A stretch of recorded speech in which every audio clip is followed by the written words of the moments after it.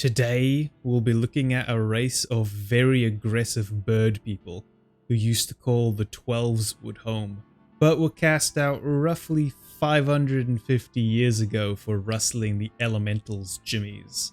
A tribe that used to dream of returning to flying in the skies, but have become a little preoccupied with throwing their temper tantrum at everyone. Today, we'll be looking at a race that I really wish wore pants when I first saw them in their squatting pose. Today we'll be looking at the Ixal.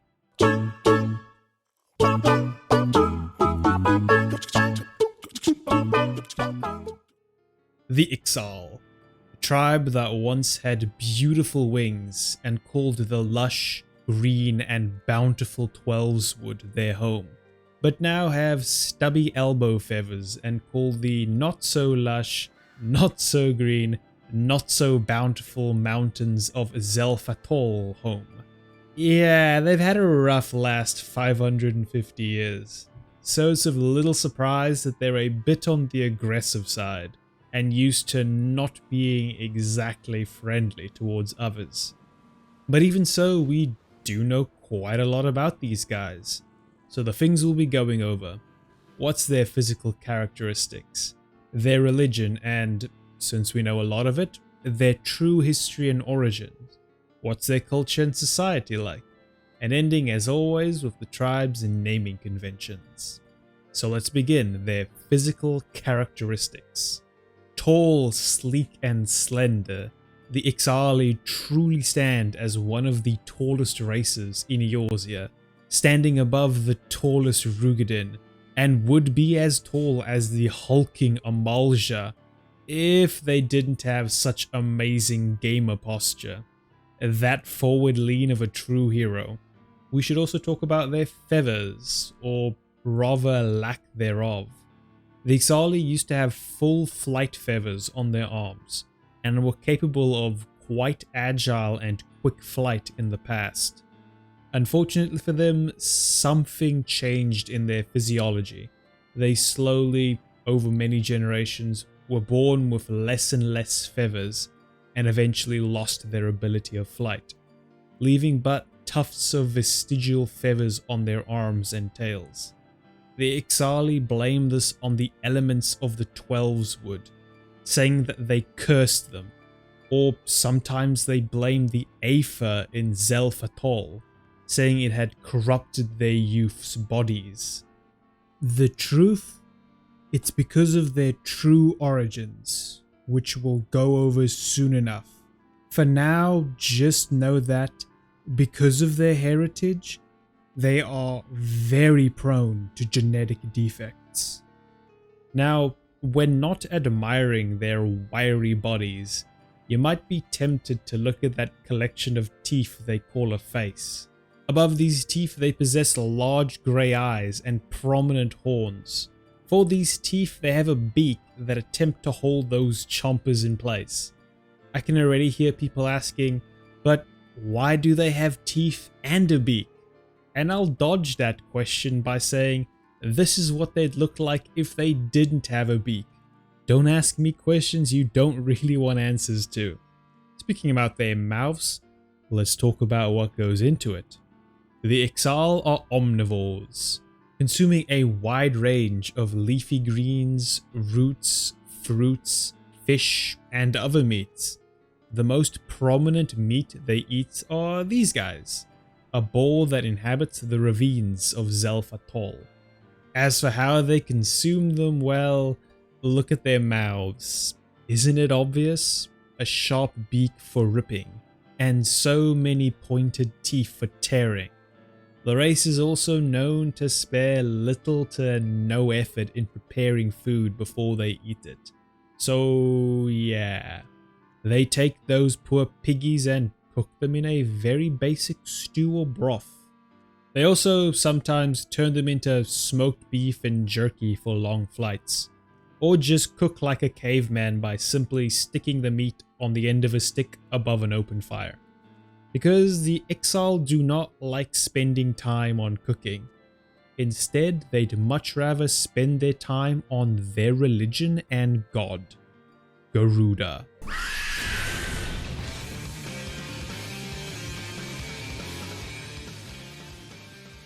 Now I know a lot of you weirdos are already begging for this bird mommy to step on you. I've seen what the internet acts like, the art they made of her, and to be honest, she'd probably be into that sort of thing.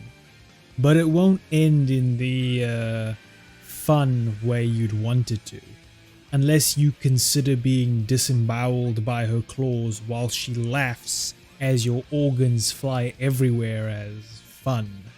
Because Garuda is known to be one of the, if not the cruelest and most violent of the primals. Most of the other gods care about their followers to some degree, or at the very worst are indifferent to them. Garuda is actively cruel and wrathful towards her followers, enjoying inflicting pain upon them just as much as she does with everyone else. She also has some of the most violent mood swings imaginable. She's calm at one moment, then flies into a bloodthirsty rage at even the tiniest provocation. Now, how on earth did the Ixal come to worship such a cruel being? Well, let's go over that in their origin myth. The Ixal believe that they once lived on a floating continent known as Ayatlan, where they protected all the heavens as Garuda's divine soldiers. However, as time passed, the evil that saturated the lands below could no longer be ignored, and this evil began to reach upwards and infect the skies and heavens. Thus, Garuda ordered many of our Ixali soldiers to descend and cleanse the ground of this vile influence.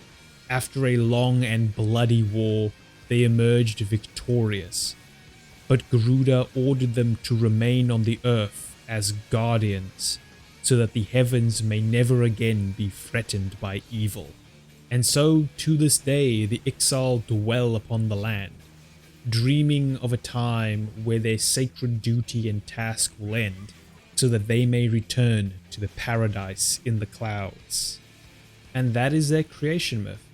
But, unlike most of the other beast tribes, we actually know exactly where the Ixali came from, their exact origins. Thanks to the historical records the Allagan saved in Azizla, and especially the records found inside the Fractal Continuum, which is basically a gigantic mobile museum which has Ixali in it, though there they are known as Ixalion. One very interesting record tells us the Ixalion were originally created as an airborne military division and engineered specifically to unfailingly obey the orders of certain predetermined individuals to ensure a continuous chain of command. From an Allagan general, through the Ixalian generals, lieutenants, and finally the rank and file. However, due to the Ixalians' very high intelligence, instead of combat, they were mostly used by Allagan engineers to perform maintenance tasks across the Empire. It was not until the fall of the Allagan Empire they were used in combat. They were all placed into what was called the Garuda Airborne Division, an armed division led by a female Allagan general named Garuda. She used their unfailing obedience to try and destroy the many rebellion groups across the Empire in an attempt to hold the Allagan Empire together. This obviously failed, and from here we have no records on what happened to them. We can speculate based on what we know. There are no Ixal outside of the ones living around Zelf Atoll, meaning it's likely all the Ixalian were killed off by the rebels since, you know, they're Empire soldiers attempting to kill you. Those few Ixalion that survived likely regrouped within the Twelveswood with the blessing of the elements. Here they remained and bred and slowly over time began to change, thanks to, like we mentioned earlier, them being prone to genetic defects.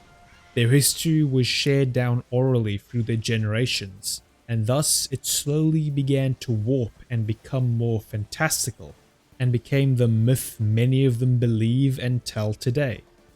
However, there are some Ixal that have learnt of their Allegan Chimera history, and agree and know that this is their true history. But it doesn't faze them or change who they are, and they've become something beyond just another war machine bred in a lab. However, this biological programming, along with the changes that occurred to it over time, can be seen in their culture and society. Due to their biological programming to strictly follow orders in a chain of command, their social structures have emerged to mimic this, with leadership positions having unquestioning control over all those under them. Their entire society is also ruled from the top by a matriarch. However, what is different is that Ixal are placed in this chain of command through hard work and dedication, for the most part, because they cannot escape their biology. Bloodlines play a very important role here.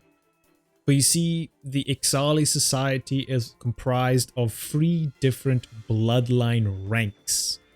There are the high bloodlines, the Sky Scent, which is roughly 10% of their population. The middle bloodlines, the Galeborn, which is roughly 20% of their population. And then there's the low bloodlines, the Wind Risen, which is the remaining 70% of their population. Coincidentally, these bloodlines are the descendants of generals, lieutenants, and rank and file Ixalion respectively. So how are these bloodlines important? Well, because their biological programming to follow specific individuals' orders is still, for the most part, present. The Sky Scent being descendants of generals, thus tend to fall much higher in the chain of command, and the Wind Risen being descendants of rank and file tend to fall much lower in the chain of command. However, this is not always the case. There are some Wind Risen Ixal who hold higher positions and can even hold command over Galeborn. There is no caste system based on the bloodlines that force them into specific parts of their society. Any Ixal can end up in nearly any position in their society. It's just that deep down, they are still pulled towards the positions their ancestors were bred to be in. Also, note though that I said they can end up in nearly any position, not all, because the tippity top positions are only obtainable by those born in the Sky Scent bloodlines. However, we don't know if this is because of their culture or because of that biological programming. These tippity top positions are the Flock Chieftains and of course the Matriarch.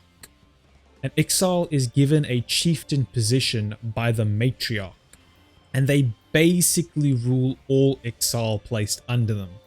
They answer only to the Matriarch. The position of Matriarch is granted to a female Ixal who holds an object known as a Wind Seed. As for what the Wind Seed is, we don't know. Nor do we know how it is passed from one matriarch to the next. All we know is that there's only one of them, and that it's pretty dang important if it's what rules their entire society. Now, what are some other interesting parts of Ixal society? Well, we cannot talk about the Ixali without acknowledging their most important achievement, and one that the entirety of Eorzea relies on: their airship technology. The Ixali created the specialized balloon pouch that all Eorzean airship technology relies on 200 years ago. But they kept this tech strictly to themselves, and due to this pretty much had free reign in the skies, outside of Ishgard and the Dravanian lands, due to dragoons and dragons. It was only 150 years after the Ixali were roaming about in their balloons that the rest of Eorzea caught up, thanks to a very specific Ixal who shared their airship technology with a Lalafell that was his best friend. Together, these two created the Highwind Skyways, the airship company that creates and runs practically every single airship in Eorzea. The Eorzeans did take this technology and refined it into better airships, but we only got there thanks to the Ixal. Lastly, I'm sure anyone who has ever spoken to an Ixal will have noticed their speaking pattern. The quickest way to describe it is, talk like Yoda, they do.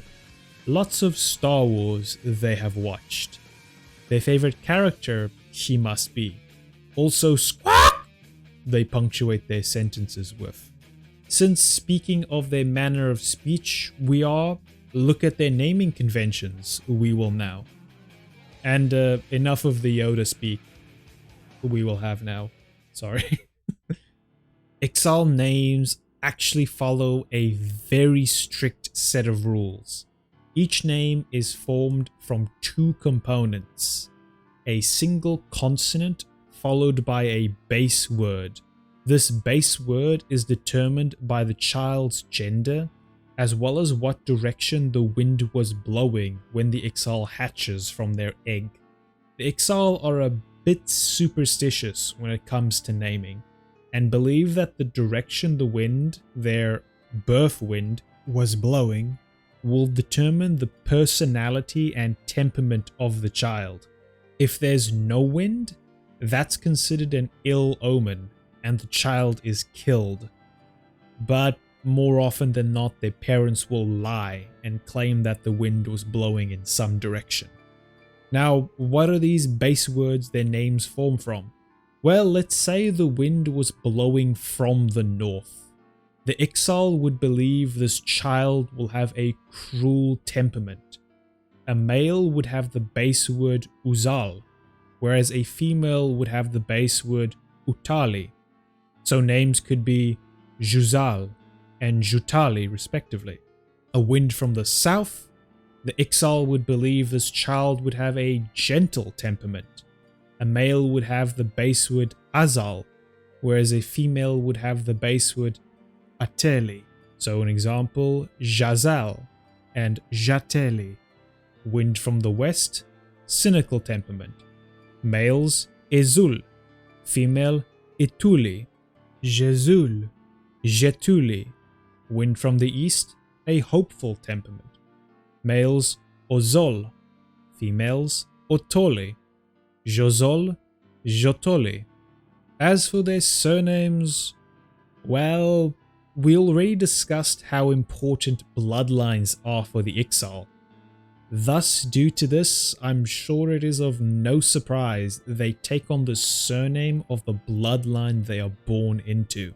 These are the only surnames that exist in Ixal culture. The highest rung, the Sky Scent, are these. The middle rung, the Galeborn, are these. And the lowest rung, the Wind Risen, are these. And with that, I've shared all we know about their naming conventions, as well as all we know about the Ixal. I hope you enjoyed. Next, we do something the Ixals wish to be able to do, and soar into the skies. We'll be looking at the other Burb beast tribe floating in the clouds, but one Burb race that is plump, plum, and can do the haka. Next, we'll be looking at the Vanu Vanu. But for now, goodbye my friends, and have a great day. Dum